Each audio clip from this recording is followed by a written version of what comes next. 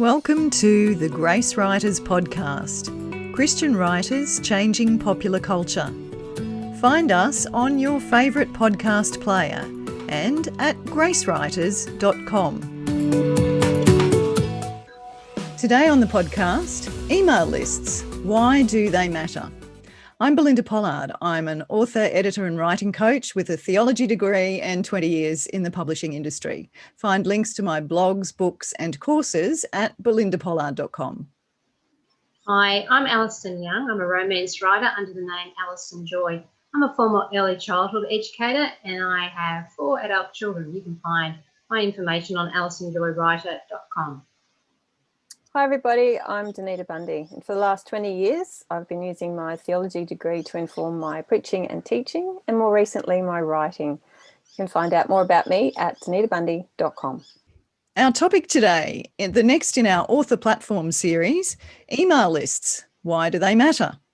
We're going to look at what the research has to say about the role of email lists, some of the practicalities of setting up an email list, and the spiritual and ethical implications of how we build and manage email lists. Alison, you've been doing a bit of scouting around for us. What have you found? Why do email lists matter? What is their role? First of all, I just like to say that once you start Googling things, it's like the universe is listening and you start getting information through your feeds. So I found out lots of interesting bits. I think it's Siri that's listening. But anyway, keep going.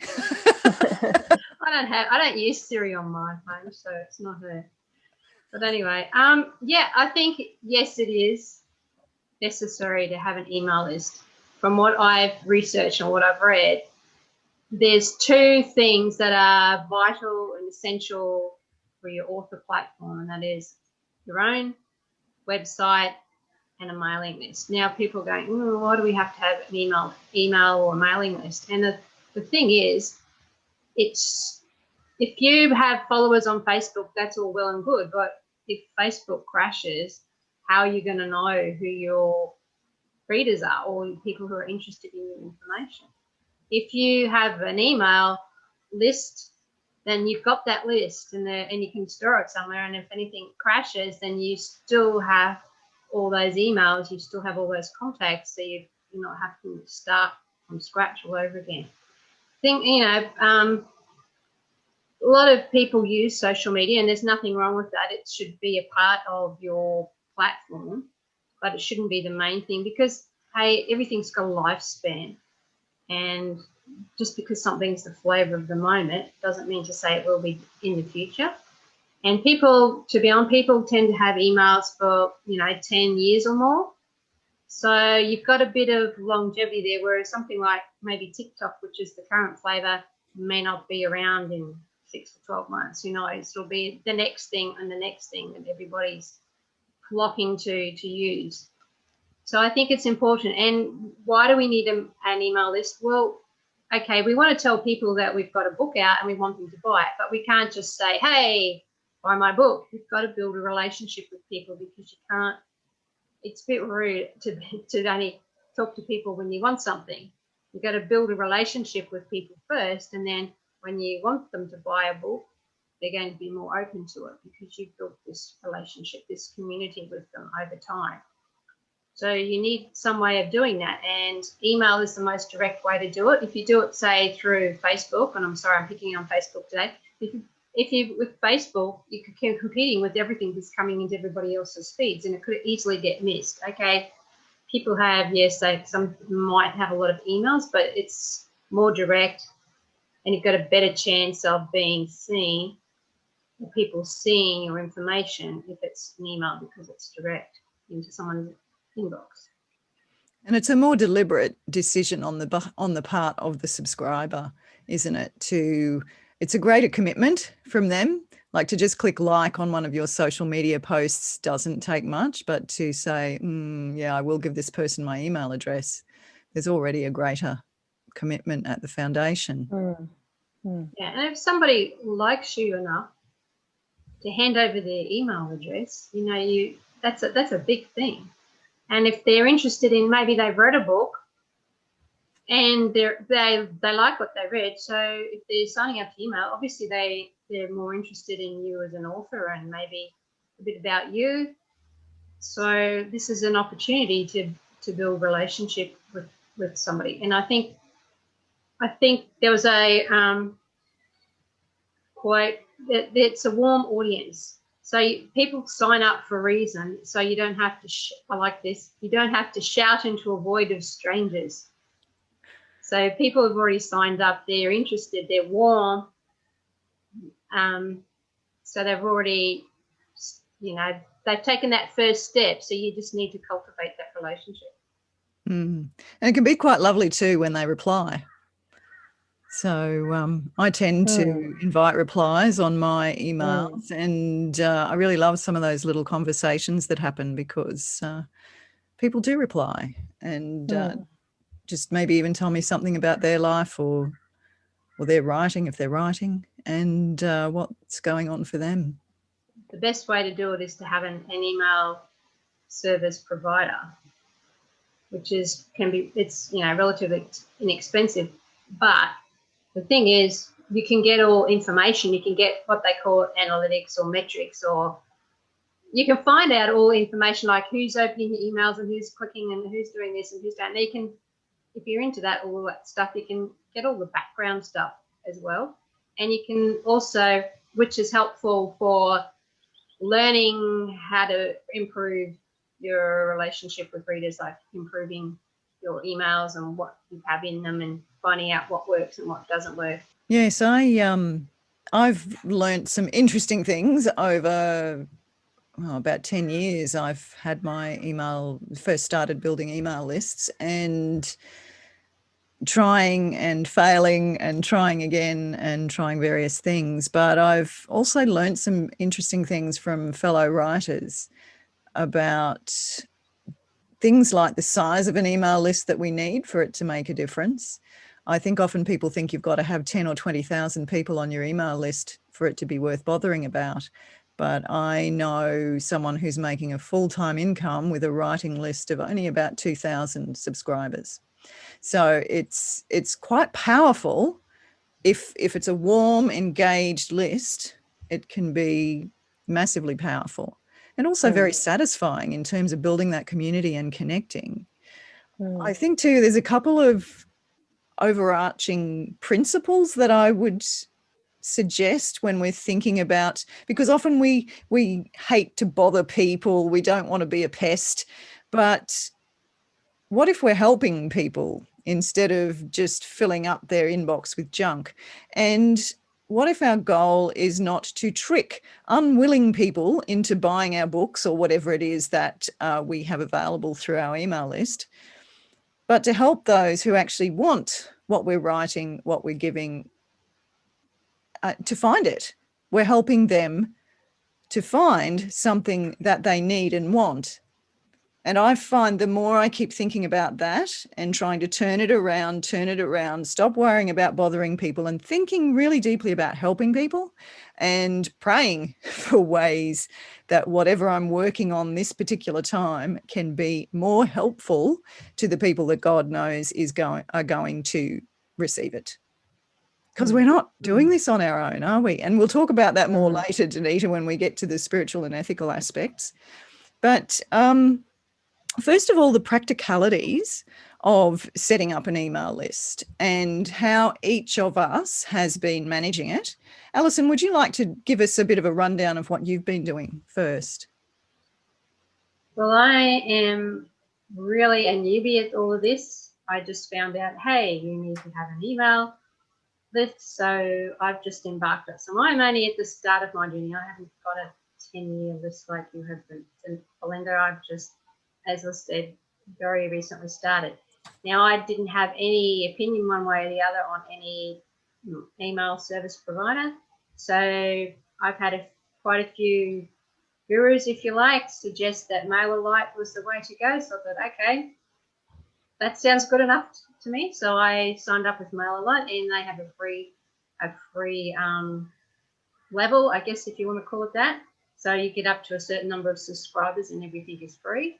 So that suits me because I don't have any at the moment. So that'll be a good start. Yeah, it is a learning curve, but hey, everything's got a learning curve, and once you've done it a few times, it'll get easier. So that's my thing. That's my goal this year, is to build a decent email list. So I've set it in motion. Now I have to just keep going with it. Tanita, how are you managing yours?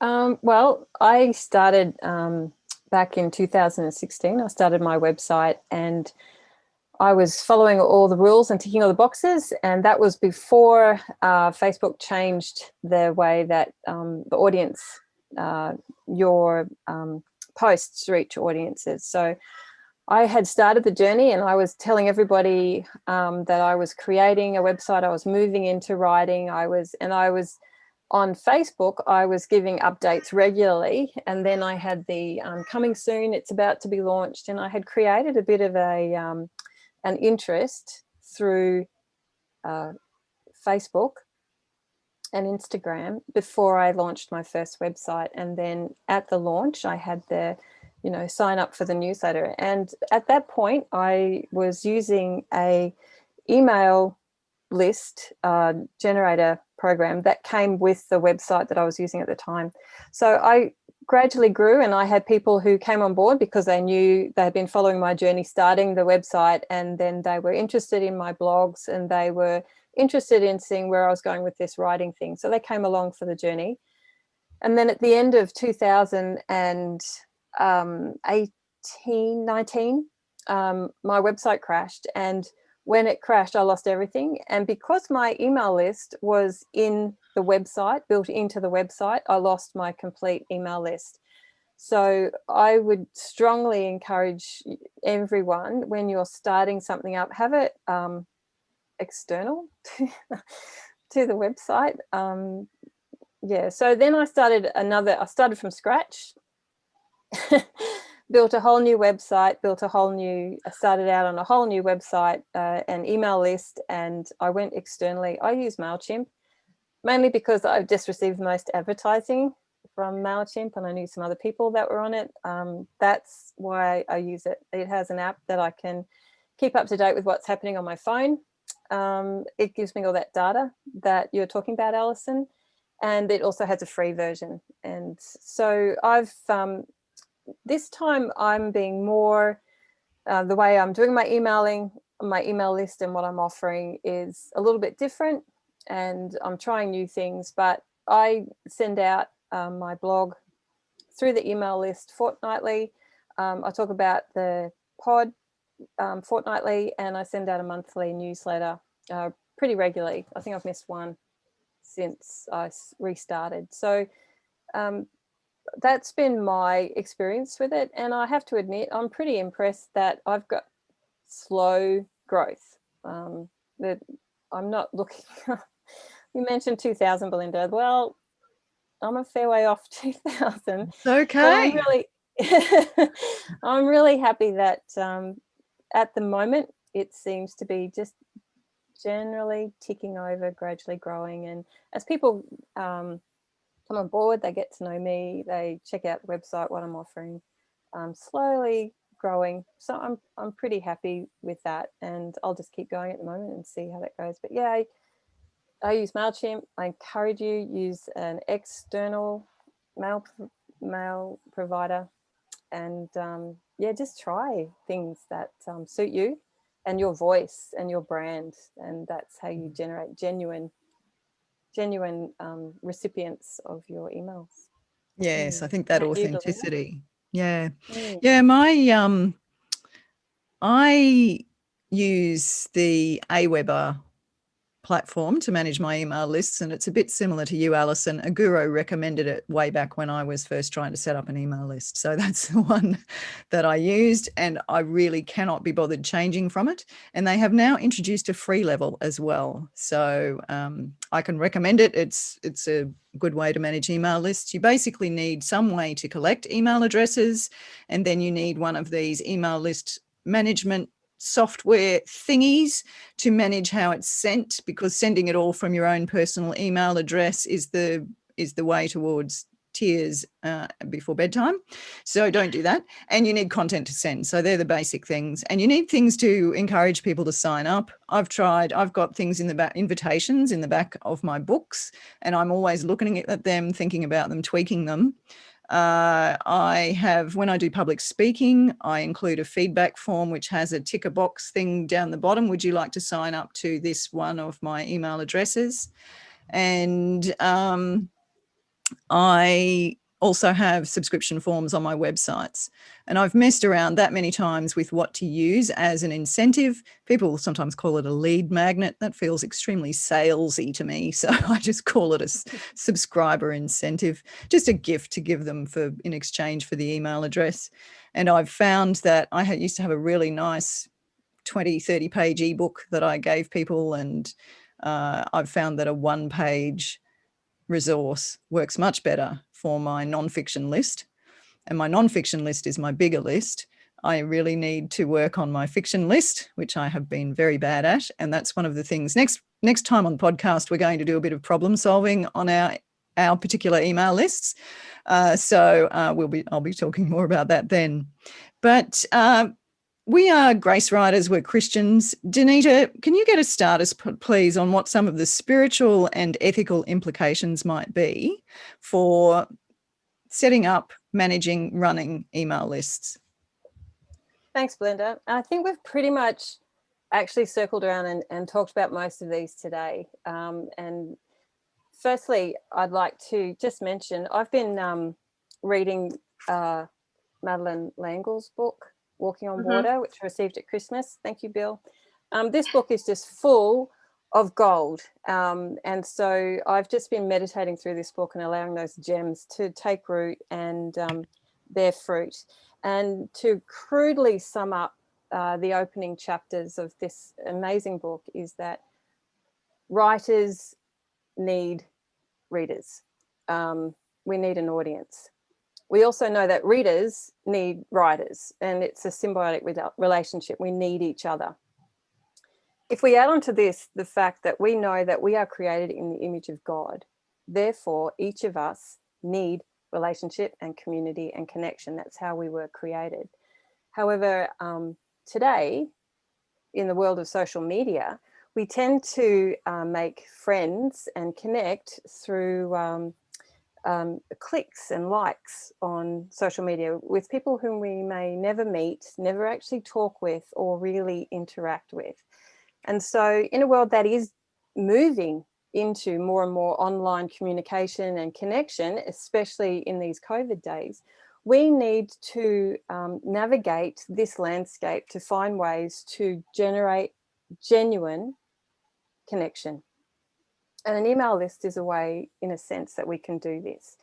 As we've already mentioned, instead of seeing it as a tool to flog a product, we can look at it and use that analogy that Belinda used a while ago about transporting people. We are taking people from where they are to where they want to be. And it might be a short-term trip, or it might be a long-term permanent change. We do that through education or entertainment or enlightenment. It doesn't matter what kind of writing we have, fiction, non-fiction, poetry, songs, plays, comedy, whatever we're doing, the basis of that transportation is enjoyment and engagement through our writing. And our goal is to take the gift we have been given, the words, and share that gift with others to create that connection and that transportation. So if we look at it in that sense, an email list, in a sense, is an invitation to invite people to our online home, which is our website. It's a way of establishing relationship and building community with like-minded people, as Alison spoke about before. And in the words of the industry, create our tribe or build our tribe. It's a way of encouraging people to engage in the conversation that we have established on our website, to interact with what we offer, to be challenged and reflect and contribute. And in a sense, that invitation, bringing people into our home, is a way for us as writers to be known and for us to know our readers. So the way we go about establishing and building our email list will all come back to how we think of it and what we're doing with it. So Belinda, you're talking about helping people, and we want to offer that thing that we have, whatever it is, to our reader to connect. I'd also just like to touch on another a great thought that I read in Madeleine L'Engle's book. For those of you who have it and you want to look it up, it's actually on page 35. She writes, "For an artist is not a consumer as our commercials urge us to be. An artist is a nourisher and a creator who knows that during the act of creation, there is collaboration. We do not create alone." So readers need writers, but writers, we need each other. We need other writers and we need readers. They give our work life. So if we think about it in this sense, providing the gift that we have been given to connect, relate, and transport, it sheds a new light on our email list and how we go about doing that. So that's where I've been coming from, and I think it's we've all been saying it. We as writers, we might do it in isolation. We might write in isolation, but our writing needs a landing place, and it needs to have been given life in the reader's hands and minds. So it's a symbiotic relationship, and we need to use who we are uniquely created to be, feed that into our website, and then share that invitation. It's about being known and knowing each other. So that's where I'm coming from. And again, Belinda, prayer, like as you said, is very important in how we do this and how we establish it. The gift we've given is not ours to hold on to, but to share. And this is a way for us to share and distribute that gift. Some things are for free on our websites, like you've been talking about, the giveaways. Other things they may need to pay for. But if people come on board and they like the voice, they like the way that we tell stories, if they like what we have to offer, they are prepared to invest time to check it out, time to interact, and perhaps at times invest money to purchase that thing that we've created as well. So we weren't created to be alone. As writers, we definitely can't be alone. So our email list is a way of that connection. Yeah. Created for community and connection. The beautiful thought. How about I pray for the Gracewriters? Heavenly Father, we thank you for these opportunities that we have today to connect in different ways and across vast distances. Things that we didn't have in previous generations. We've lost some things, we've gained some others. We just pray that you will help us to have wisdom and peace and courage as we work out how to create an email list and how to do all of our writing and connecting in ways that honour you and bring glory to your name. In Jesus' name, amen. Thank you, Alison Joy and Danita Bundy. I'm Belinda Pollard, and we'll see you next time on the Gracewriters podcast. Continue the conversation in our free online forum. Please like and share the podcast to help other writers find us, and subscribe on your favourite podcast player. Read transcripts, join the forum and connect with us at gracewriters.com.